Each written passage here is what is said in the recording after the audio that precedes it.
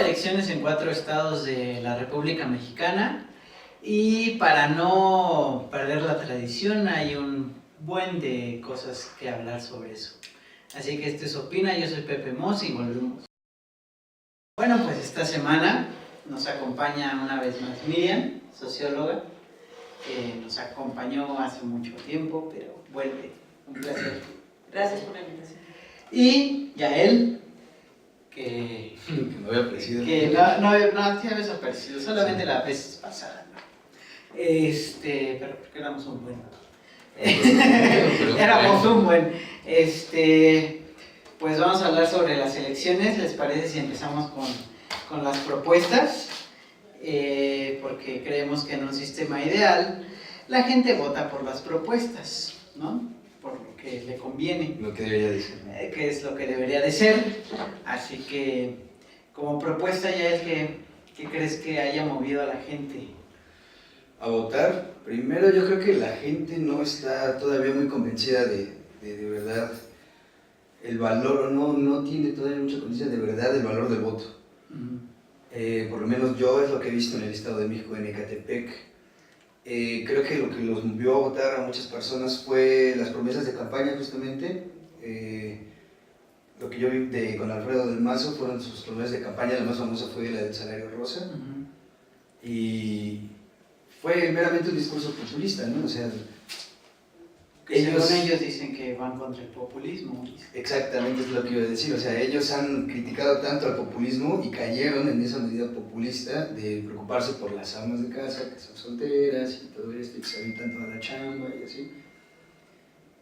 Y creo que muchas personas sí se fueron con esa idea de que pues, las iban a mantener, ¿no? Tal vez vitaliciamente y así, pero creo que eso fue un móvil por el cual las personas, en especial las mujeres en el Estado de México, sí fueron a votar por Alfredo del Mazo. Miriam, siguiendo esta línea del sistema ideal, ¿tú crees que la gente salió a votar por las propuestas de campaña o qué motor crees que haya sido el que orilló a que estas votaciones hayan sido con más participación electoral? Primero considero que la tarjeta o el salario rosa que impulsó Del Mazo en su campaña realmente no es una propuesta de campaña, ¿no? Simplemente fue todo un medio para llegar o intentar convencer a la mayor cantidad de población, sí, en este caso femenina, a que asistiera a las urnas. Coincido con Yael, creo que todavía no, como sociedad, no tenemos aún, a pesar del tiempo que ya lleva instaurado este modelo democrático electoral, aún no tenemos conciencia del poder que puede tener el voto, ¿no? Entonces, no considero que haya habido propuestas de campaña como tal. Creo que llevamos un buen rato, incluso en elecciones presidenciales pasadas, en elecciones locales, estatales, en donde se carece de propuestas. Sí. Todo esto solamente es mediático para llegar a la mayor población.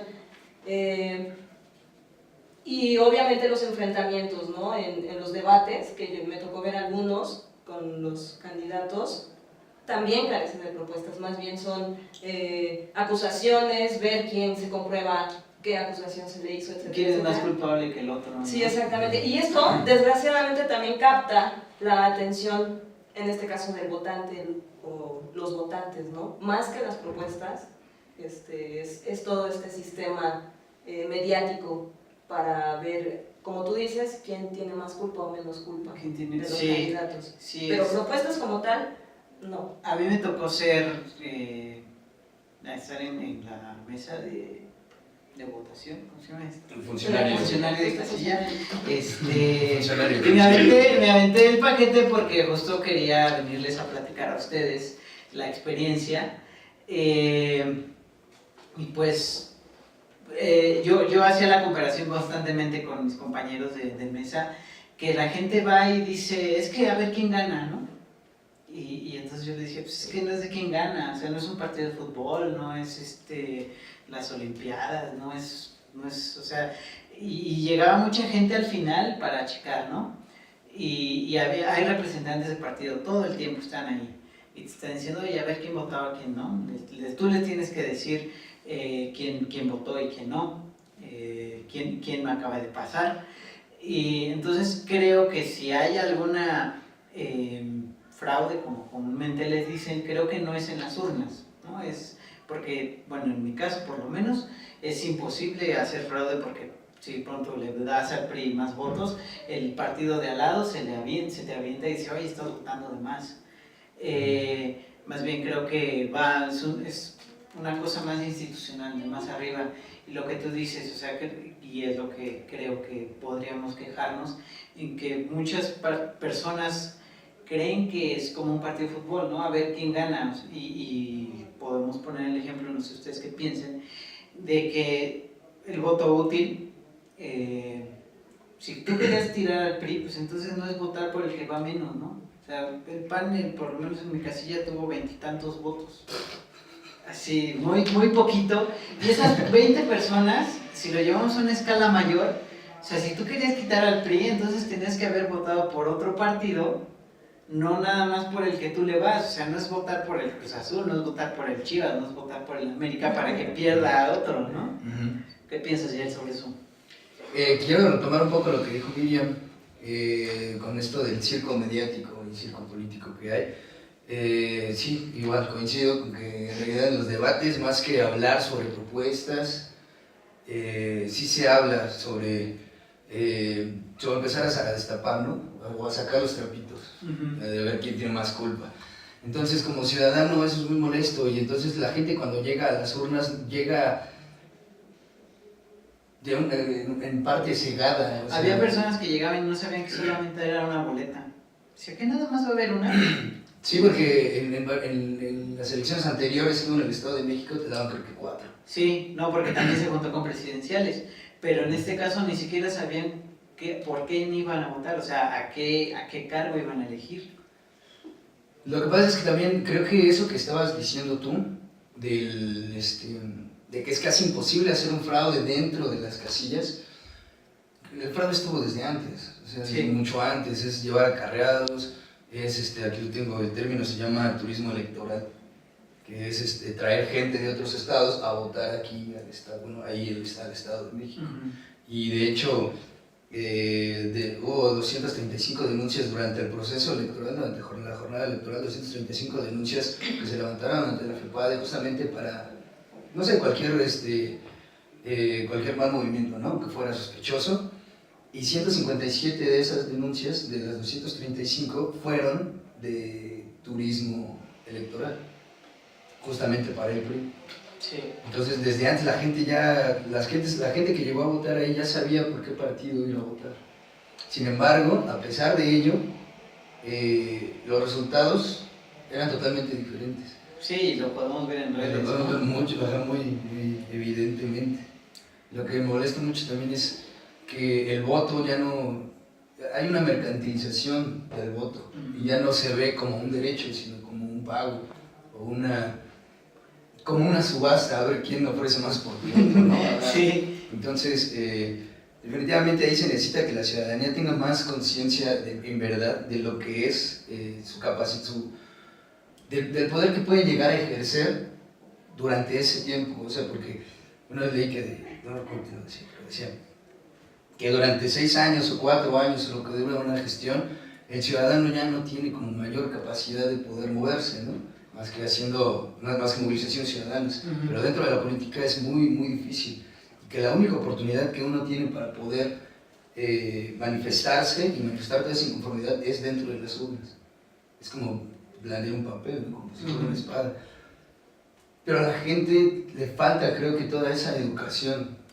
Falta mucha educación, y definitivamente las instituciones electorales no han hecho un buen trabajo para concientizar y para respetar a las personas que van a votar, porque tampoco se respeta el voto. Eso es cierto. Miriam, ¿qué propuestas darías para promover esta educación electoral y política? Híjole, es que es un tema bastante extenso, profundo, difícil, ¿no?, de dar propuestas en tan poquito tiempo.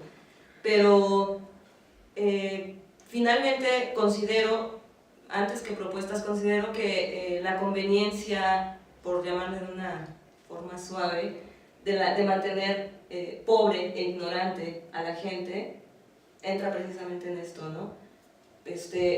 Como tú dices, no saben qué cargos se van a votar, mucho menos van a saber qué tipo o en qué les beneficia si se elige gobernador, si se eligen municipales, si se eligen diputados, o sea, no saben, la gente simplemente, dudo que asistan, esta gente los llevan a votar y precisamente para decirles, vota por tal. Y en este caso, Pepe, sí, desde ahí está el fraude en la casilla. Obviamente no es lo mismo una casilla en una ciudad que una casilla en un municipio, en una comunidad. En una comunidad sí es muy fácil, a pesar de que haya representantes de partido, en muchas casillas no alcanzan a cubrir, y entonces es donde viene este fraude desde la casilla. Sí. Tal vez en zonas muy localizadas. Sí, yo hablaba de lo en donde ya la gente está hasta cierto punto politizada, la gente que está participando ahí, sí es difícil. Pero hay casillas, y créeme que son muchas, y yo creo que la gran mayoría de las que están en zonas pobres, alejadas, etcétera, etcétera, en donde sí es muy fácil hacer desde la intimidación, sí, claro. Desde recoger credenciales, que también lo veíamos denunciadas en las redes, en las noticias, es muy fácil hacer fraudes desde las casillas, ¿no? Entonces el fraude se gesta en todos los niveles, no nada más desde arriba o desde las instituciones electorales que también participan de él, ¿no? Sino en todos los ámbitos. Educación electoral tiene mucho que ver, yo considero, con este asunto de que a la sociedad, a la gente, ya no le interesa, o si está de cierto punto o de cierta manera resentida con los representantes a los cuales llamamos políticos, ¿no? No perdamos de vista que la política se hace diario, continuamente. Entonces, en esta época, pensamos que la política solamente la practican los que están en el poder, en el gobierno, y no es así. La política la practicamos todos. Sí, claro. Entonces, lo primero que hay que reivindicar es esa política, la política real, la política entre nosotros, esta relación social, estos acuerdos a los que llegamos diariamente, desde nuestra familia hasta nuestros amigos, nuestros profesores, nuestro lugar de trabajo. Eso es hacer política, y hay que reivindicar esta política para que pueda tener un impacto social, una acción social, y no culpar o no decir los únicos que hacen política son los diputados, gobernadores, en fin, estos funcionarios o gobernantes, ¿no? Creo que son diferentes niveles y ámbitos de hacer política. Entonces, una de las propuestas que yo daría que es necesaria es la reivindicación de la política real, social, ¿no? La de abajo, la que hacemos a diario, sí. la de a diario, así, la cotidiana. Sí, y quitarnos esta imagen de que la política la hacen personas trajeadas en un tribunal, ¿no? Sí, justo me pasó una cosa, pasó una señora representante del PRI, y mi presidenta de la casilla dijo, no, es que señor, usted no puede estar aquí porque ya hay más de un representante aquí en el partido. Ella tiene mi edad. Y la señora se puso bien loquita y le empezó a decir, es que cómo pueden poner a una niña de kinder a contar los votos, ¿no?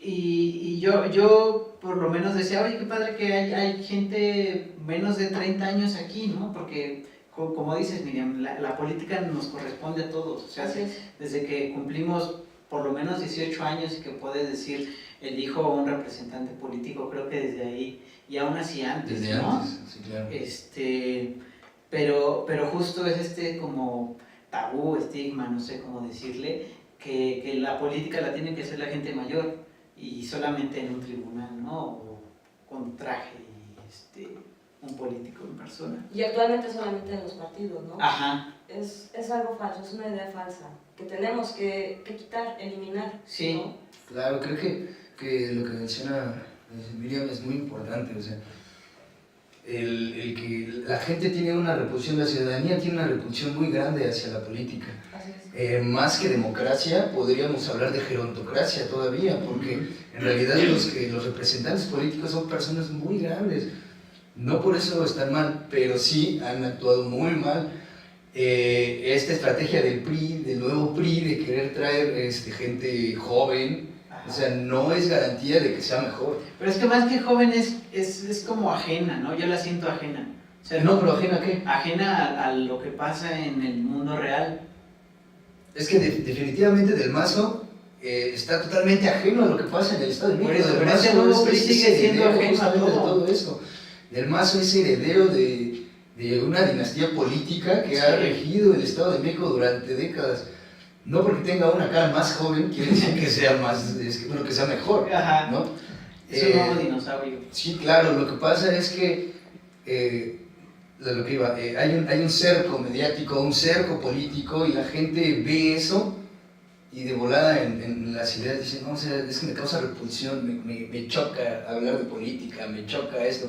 Entonces generan desinterés, un desinterés político en la ciudadanía y la gente dice, yo ya ni me meto en eso, o sea, yo la verdad Es más fácil. ni hago caso, ya que hagan lo que tienen que hacer. Y cuando tú tratas de hablar con las personas y decir, no, es que mira, si es importante, inmiscúyete en esto, en lo otro, dicen, ¿para qué? O sea, tú lo estás diciendo, no, pues sí, yo estoy tratando de informarme.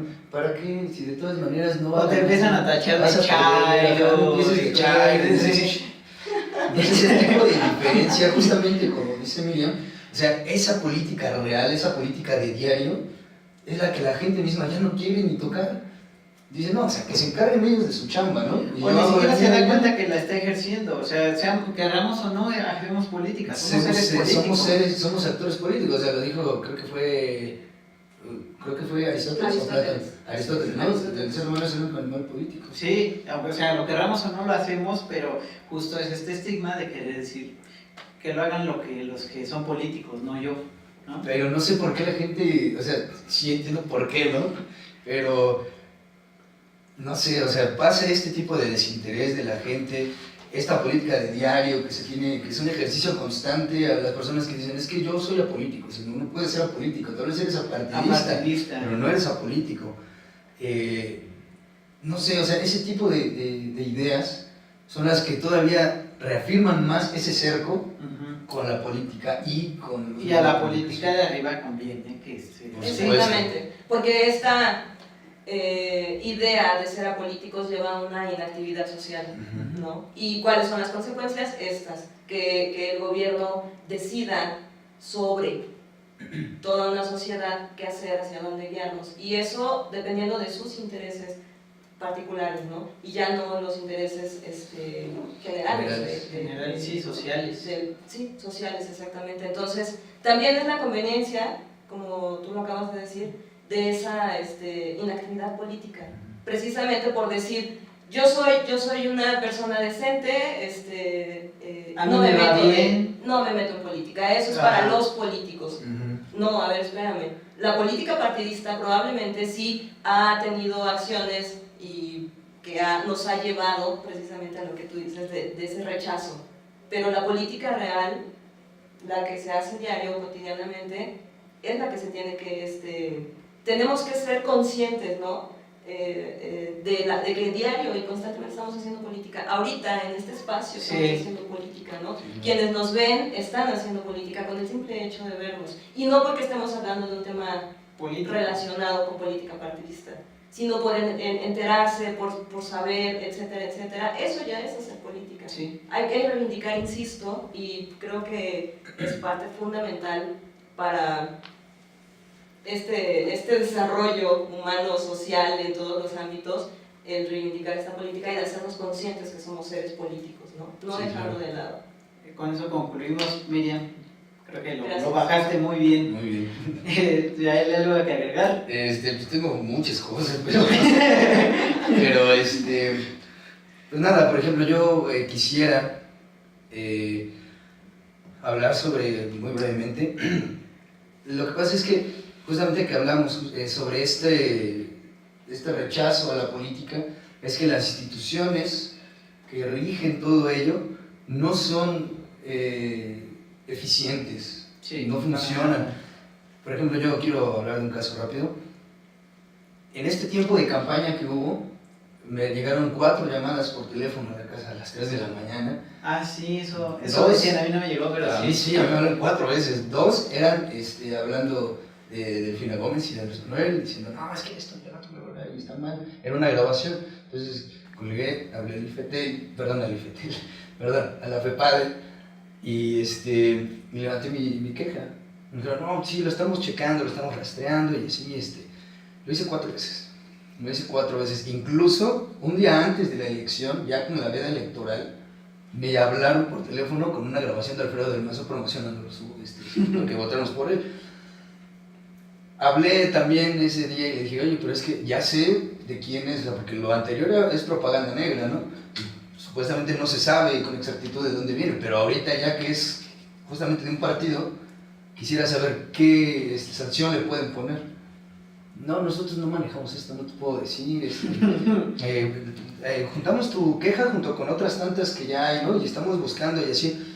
Casualmente, en Homo Sapiens, de General Villamil, sacaron que de todas las denuncias que hubo durante la jornada electoral, la FEPADE eliminó el 75% de ellas. Claro. Y yo dije, Entre ellas la tuya, seguramente. entre ellas seguramente las 4 que Como me si dio. tuviste suerte, tuviste 25. Sí. No, una, ¿no? Por porcentaje, una debe estar ahí. Posiblemente una ahí está, pero ese tipo de cosas son las que desmoralizan a la gente para dejar de ir a votar, porque dices, es que yo lo intenté y lo hice, pero de todas maneras no funciona para nada. Entonces yo sí quiero poner una propuesta y quiero proponer que no sé a qué oídos llegue esto, espero que muchos, pero aparte de que la gente tome esa iniciativa de acercarse más y de informarse más y de tener un voto consciente y más inteligente, me gustaría que dentro de las instituciones, bueno, más bien que las instituciones electorales no fueran justamente quien hagan el conteo y que hagan eso y que lo pasen a la computadora. Porque ahí se perdieron muchos votos, ahí se pierden muchos votos y entonces hay una crisis justamente en esas instituciones, en la confiabilidad de esas instituciones. Entonces, si tú pierdes la credibilidad con esas instituciones, dices, pues entonces ¿en qué más puedo tener confianza, no? Sí, sí, pues basta de confiar tanto en las instituciones. Sí. Vuélvanse seres políticos, ejerzan la política en serio. No vean la política como algo aburrido, no vean la política como algo ajeno.